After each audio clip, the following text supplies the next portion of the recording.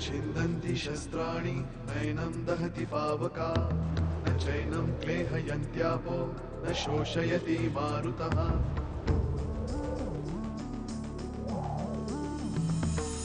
दिवसामागुनरात्र धावते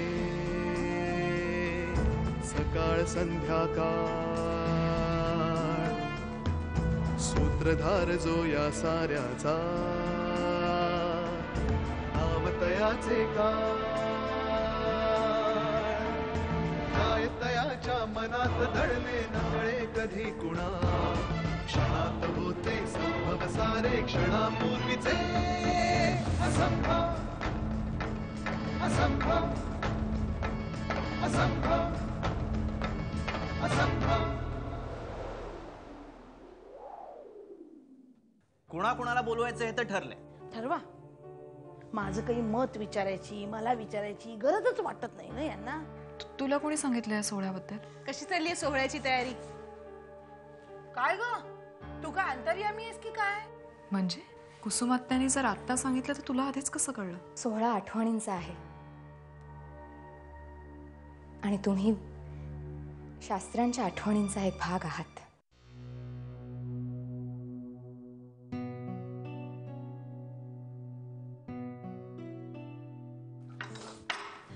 घ्या. घेते.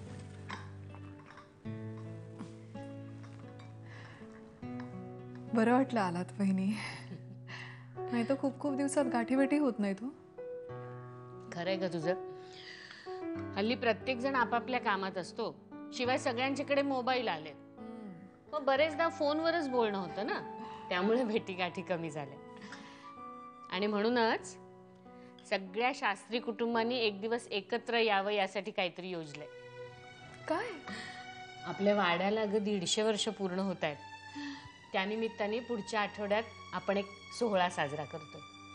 अरे वा, खूप छान कल्पना आहे. हो, खरं सांगू का बहिणी, बाळ गेल्यापासून मला असं सारखं वाटतं की आपला संपर्क कमी झालाय, बोलणं कमी झालंय.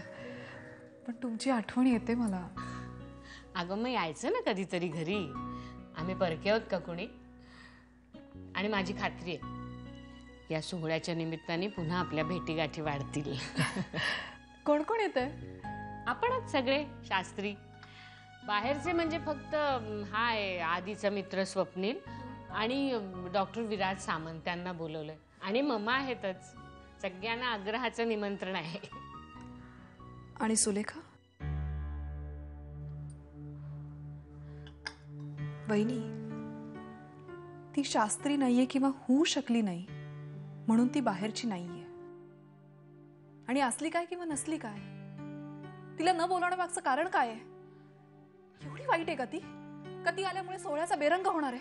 अगं नाही, तसं काय नाहीये. नाही वहिनी, मुळात 3 माणसं असलेल्या घरात दोघांना बोलवलं जातं आणि एकाला वगळलं जातं. यामागचं कारण काय आहे?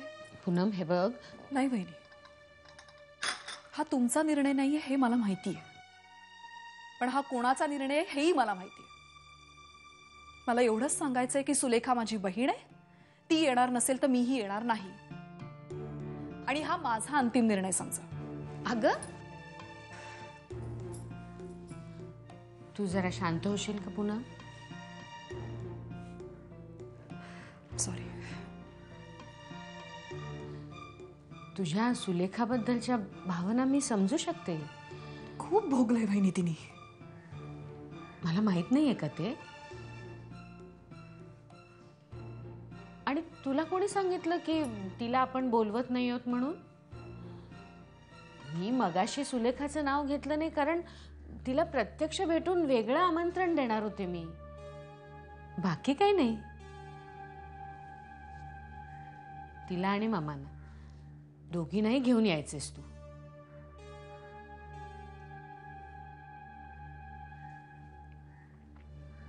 ठीक आहे. निघू मी आता? माझा आवाज जरा चढला मगाशी. गैरसमज करून घेऊ नका. गैरसमज कसला? तुझ्या मनात शंका आली म्हणून तू चिडलीस. शंका दूर झाली, राग गेला ना. आता मनमोकळ्या गप्पा मारायला या तिघी जणी. येते.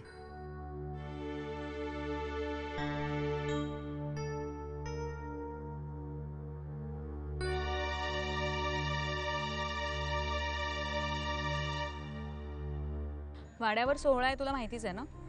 अख्खी शास्त्री फॅमिली येणार आहे तिथे आणि मुख्य म्हणजे बऱ्याच दिवसांनी असे सगळेजण एकत्र येणार आहेत. त्यामुळे गप्पा गोष्टी गाणी आठवणी सगळं असणार आहे. म्हणजे धमाल आहे एकूण. पण मी तुला ह्या सोहळ्यावर अभिप्राय द्यायला किंवा त्याचं समीक्षण करायला बोलवलेलं नाहीये.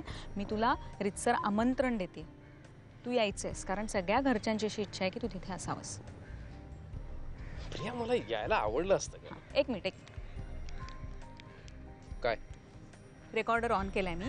माझ्या घरच्यांना असं नको वाटायला की मी तुला बोलवलंच नाही. मी रितसर आमंत्रण केलेलं आहे. आता तू का येणार नाहीयेस याचं कारण सांगा. स्टार्ट. Come on Priya. अगं ऑफकोर्स मला यायला आवडेल पण जेन्युइन एक मीटिंग आहे खूप महत्वाची. मी किंवा आधी आमच्या दोघांपैकी कोणातरी तिथे जायला पाहिजे. आणि खरं तर मीटिंग आदल्या दिवशी आहे पण आहे बेंगलोरला. म्हणून मीच आधीला म्हणालो की you go ahead with the programme. आणि काम लवकर आटोपलं तर मी होतो ना जॉईन. ओके. प्रिया खरं सांगू आज असं वाटतंय की विक्रांत असायला हवा होता. म्हणजे त्यांनी शास्त्री कुटुंबासाठी एवढं केलंय की आणि तोच नाहीये. तसं असेल तर मग तू आणखी एक नाव विसरतोयस. क्षिप्रा.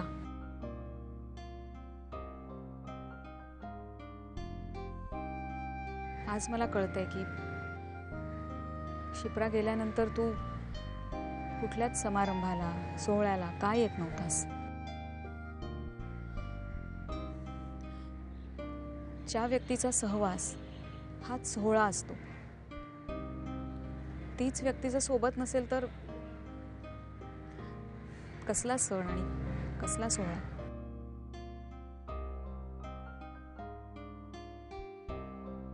कम ऑन प्रिया असं मूड ऑफ करू नको दिवसा. आणि हा सोहळा आठवणींचाच तर आहे. आपलं माणूस आपल्या बरोबर नसलं म्हणून काय झालं. त्याच्या आठवणी तर आहेत. बस तेवढंच पुरे. आणि आय प्रॉमिस यू काम जर लवकर संपलं तर मी लगेच तुम्हाला जॉईन होईन. खरंच प्रयत्न कर.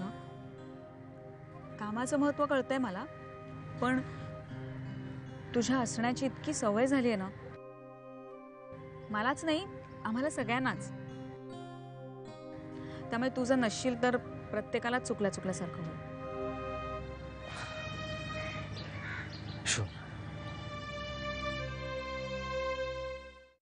ए आई अगं ये ना आता लवकर. अरे हो आले. हिचं म्हणजे ना इथे कितीही महत्वाचं काम चालू असलं तरी हिचा सगळा जीव त्या किचन मध्ये अडकलेला असतो. काय? हे बघ आली. मी म्हंटल ना येईल म्हणून. दूध फ्रीज मध्ये टाकलं आणि गॅस खालून बंद केला एवढंच. विरजण लावलंच ना ग तू. अगं बाई ते सगळं सोड आणि बस ना आता इथे. हो तू ये आधी. अगं हो हो बस बस हा. बस बस. बसले. हा तर आता महत्वाचा मुद्दा. वाड्यावरच्या सोहळ्याची तयारी कुठपर्यंत आली. येस वाड्यावर जोरदार तयारी चालू आहे. वाडा is almost ready for birthday. ए आपण तो दिवस काही बर्थडे म्हणून साजरा करत नाही हो. ते सण उत्सव असा साजरा करतोय. त्यामुळे वातावरण तसंच असू. तथास्तु तसंच असेल. प्रिया तुला कळलंय ना डेकोरेशन तुझ्याकडे म्हणून म्हटलं. हो मला पटलंय आईचं. आणि फुलांच्या माळा समया लांबण दिवे हेच सगळं आहे माझ्या लिस्ट मध्ये. वा. आणि वाड्याला रंगरंगोटी नको हा बाबा. कारण वाड्याचं जुनेपण हीच त्याची ओळख आहे ना. अरे करेक्ट. अतिशय पटला हा मुद्दा. करेक्ट. अरे आधी एक काम कर. आधी वाड्यावरती फोन कर आणि विष्णूला सांग. तो काहीतरी रंगरंगोटी काहीतरी म्हणत होता तो. हो. Okay okay done. शुभ्रा तुझं काय मत. मला वाटतं त्या दिवशी पंचपक्वानांचं जेवण असावं आणि ते जेवण विष्णू काकांनी किंवा बाहेरून आचारी बोलून करून घेण्यापेक्षा वाड्याच्या सुनांनी करावं. तर हे कशाला आणखी अंगावर घेत आहे. बाकी बरीच काम आहेत करण्यासारखी. नाही नाही रे आधी बरोबर आहे तिचं. छान कल्पना आहे ग. करूया आपणच करूया सगळं. चला मग हे ठरलं. अरे एक मिनिट वाड्याच्या सुनांवरून आठवलं. पूनमला सांगितलंस ना? हो सांगितलं. आणि मी तिला मम्माना आणि सुलेखालाही घेऊन ये असं सांगितलं.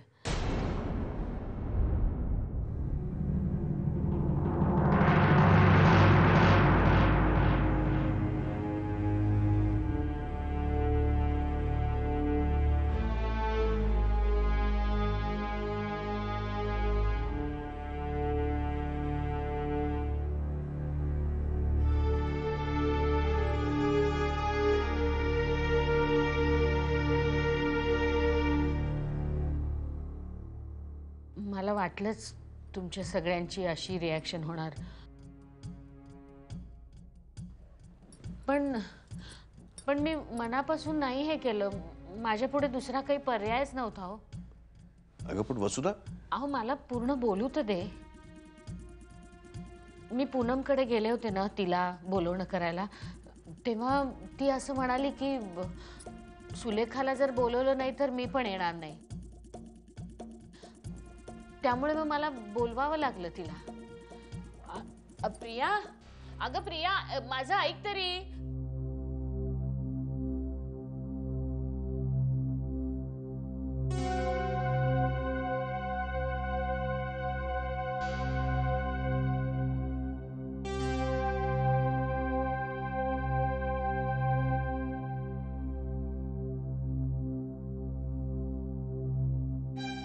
माझं चुकलं असलं तर मी माफी मागते. हवं तर हात जोडून माफी मागते मी. पण त्या क्षणी मला जे योग्य वाटलं आणि जे सुचलं ते मी केलं. अगं पण आई. आदिनाथ,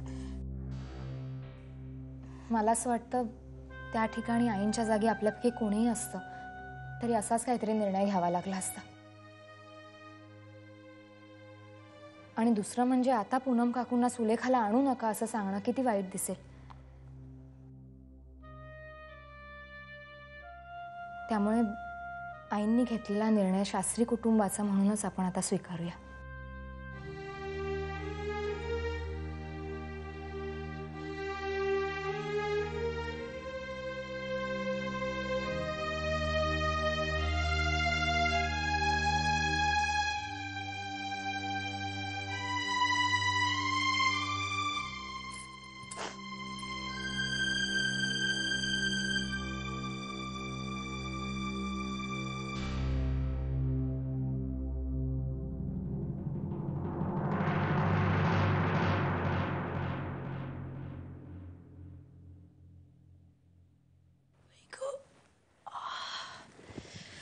प्रथमेश अगदी दमून गेलाय. 2 मिनिटात झोपला. बरं झालं ना आपण जरा 2 दिवस जाऊन आलो. छान गेले 2 दिवस. गरज होती आपल्याला जरा जाऊन येण्याची. आई बाबांना कळवलं? नाही अजून.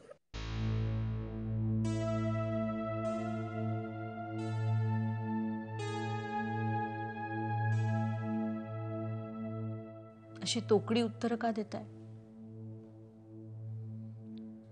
विचार करतोय का? कसला? काय नाही. काय म्हणत होतेस तू? मी म्हणत होते आई बाबांना जाऊन भेटून या. उद्या जाऊन ये. आणि कदाचित ते म्हणतील नुसतं जाऊन येतो असा SMS काय पाठवला. त्याला सगळं नीट समजावून सांगा. म्हणजे त्यांना वाईट वाटेल, लागेल असं बोलू नका प्लीज. वाईट काय वाटायचं त्यात? आणि जे झालं तेच सांगणार. खोटं कशाला बोलायचं? नाही म्हणजे मला असं म्हणायचं आहे की आपण पुण्याहून आलो काय, अचानक असे गावाला निघून गेलो काय, काळजी वाटत असेल ना त्यांना. आणि शंकाही आली असेल मनात. कळतंय त्या मला. शंकेचं रूपांतर वादात नको व्हायला, एवढंच म्हणायचं. म्हणजे जे काही सगळं सुरळीत चाललंय ते कुठल्या गैरसमजामुळे बिघडायला नको. कोणाची मनं दुखावायला नको, तसंच म्हणायचंय ना तुला? कळतंय तुम्हाला सगळं. सगळं कळतंय म्हणूनच म्हणतोय की काळजी करू नकोस. शांतपणे झोप आता. तर राधा टीचरना सकाळी उठायला उशीर होईल, मुलं सगळी वाट बघत बसतील. 7चं लेक्चर आहे तुझं. झोप. झोपते. मी पण खूप दमले. Good night.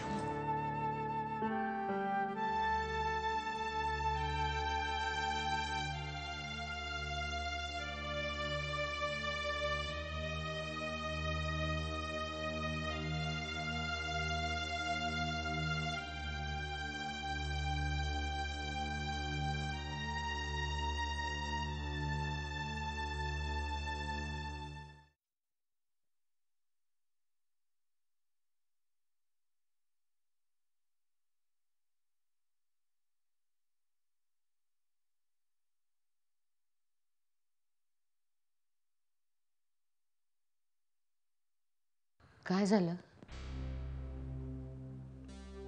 काही नाही.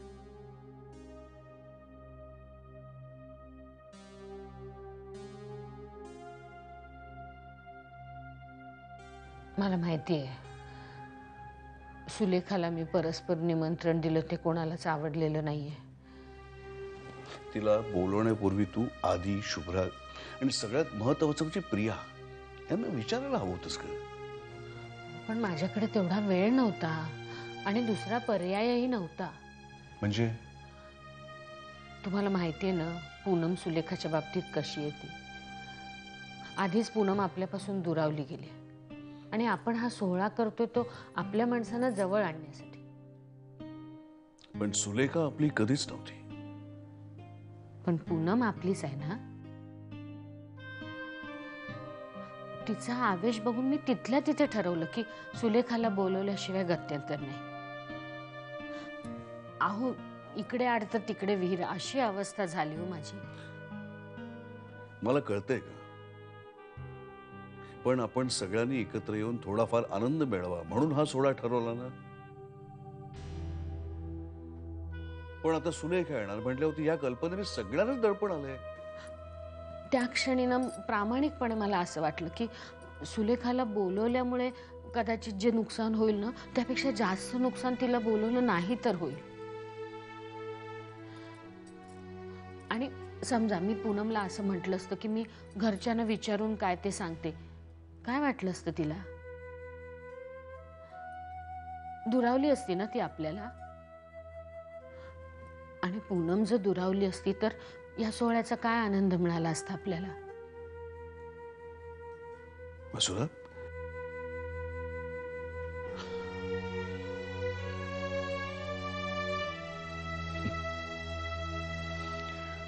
आपल्या घरामध्ये माझ्याऐवजी तुला कुटुंब प्रमुख म्हणायला हवं. अहो, काय बोलताय तुम्ही हे?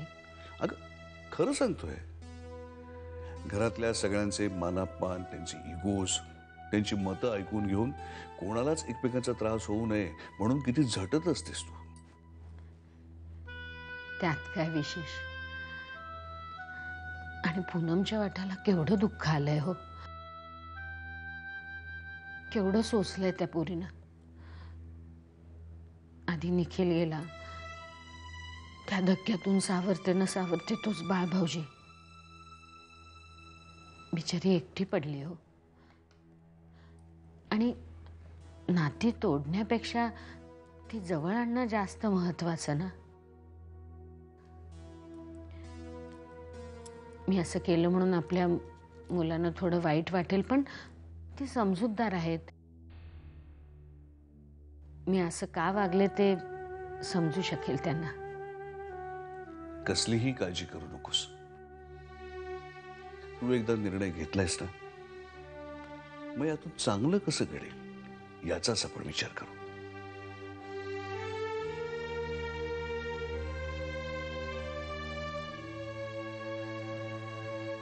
मला कळत नाहीये आईने परस्पर का केलं असं.